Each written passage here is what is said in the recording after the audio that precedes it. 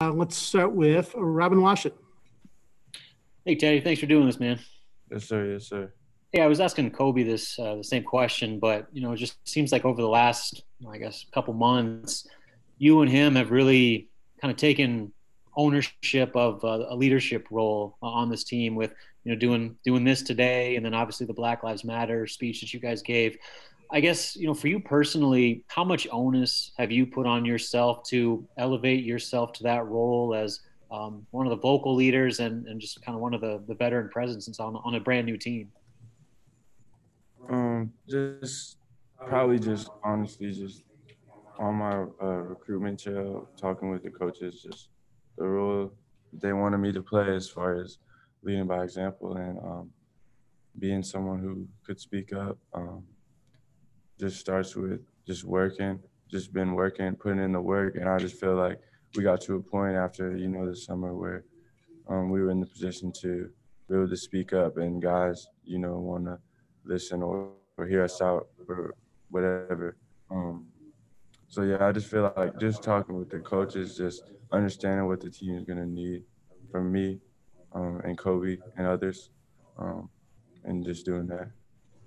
Would you say that's a role that is comfortable or natural for you, something that you've maybe assumed before this? Well, I think personally, like I'm more comfortable just leading by example, just with my play.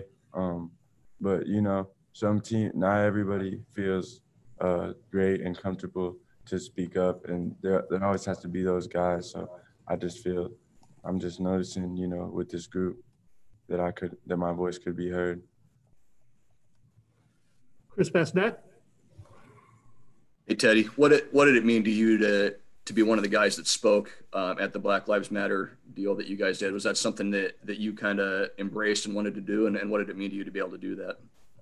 I mean, it's obviously I wanted to be able to speak on behalf of my team and our program, but that wasn't the goal. Like I wasn't like, yo, I really want to be the one saying it. That's just kind of how it worked out.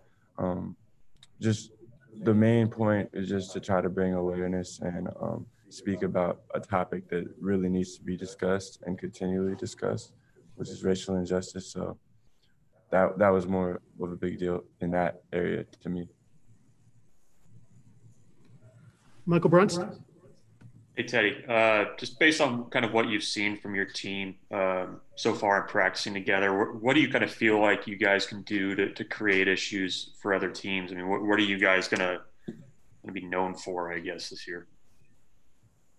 Well, I think we're definitely going to be known for our pace, hopefully how we shoot the ball. But I feel as though we can disrupt teams mightily with our length. We're a really big team for college.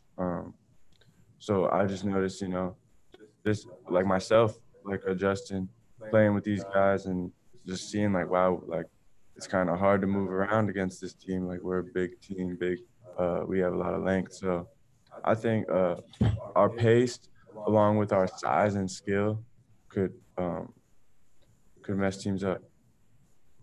Sam McEwen. Hey, Teddy, thanks for doing this. You've built a reputation as a hard worker, I think, in all the places that you've been. You love the sport. Talk about the work ethic of this particular team. What do you see from guys in terms of not just their commitment during practice, but their commitment to each other outside of practice to get better? How would you gauge the work ethic of this particular team? And I love it. Honestly, the whole team, for instance, we were off, I think it was last week. Yeah, we was off for a week and nobody was not in the gym. We was all in the gym. We all had like, I'll talk to the managers and be like, yeah, who's coming in today? Because say I come in the morning and they have a schedule for the whole day of everybody coming in and getting their work in. And it's been like that from the get-go. We was in quarantine, guys were itching to get on the court, and it hasn't stopped at all since.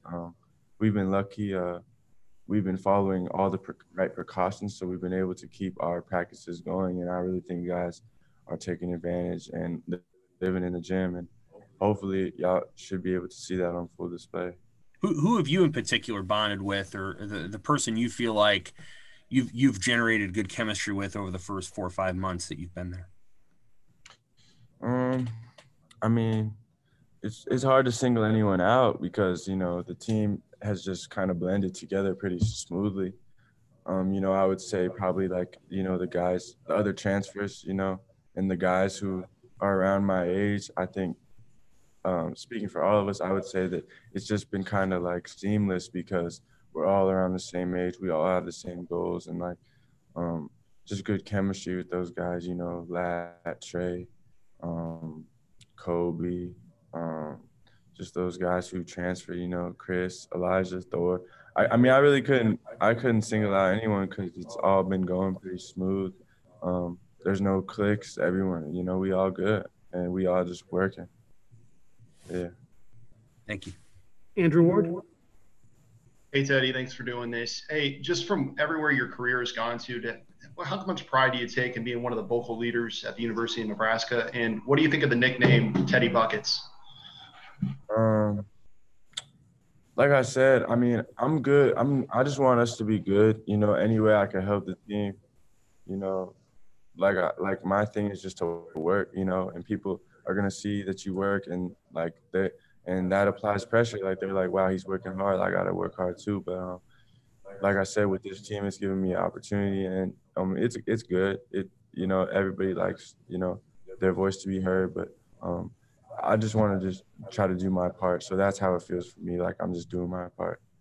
And Teddy Buckets, yeah, that's always been my nickname. It's cool. It's a lot. It's respect. I appreciate that. Connor Habner. Hey Teddy, you guys are picked at or near the bottom of the Big Ten by everything that I've seen thus far. That's due to what the team was last year and kind of just historically as well. You guys with a new kind of group all coming in together. How excited are you to maybe surprise some people this year around the league and around the country?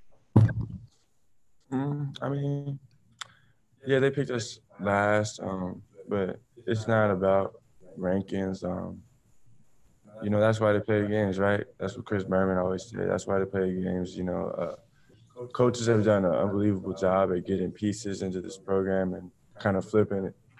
So I'm kind of flipping the whole team, really, almost in 1 year. And we've been here for a while now, and it's going to be our job to finish better than that. But we're not worried about rankings. We just, you know, we want to be a good team. We want to play in the tournament. We want to take Nebraska basketball to places it hasn't reached before, and we like us to do it. Last question, we'll give it to Jacob Padilla. Hey, Teddy. Good to talk to you. Hey, Shamil, Shamil, Delano, and Derek were the guys that were here last year, but fans didn't get to see them play. I just wondered what you've been seeing from those guys and what they're going to bring based on what you've seen in practice and all that. And then how have all those guys that have been here last year helped the newcomers in terms of kind of picking up Fred's system and style of play? Yeah, you know, those guys are leaders just as much as anybody else. Like you said, they've been here.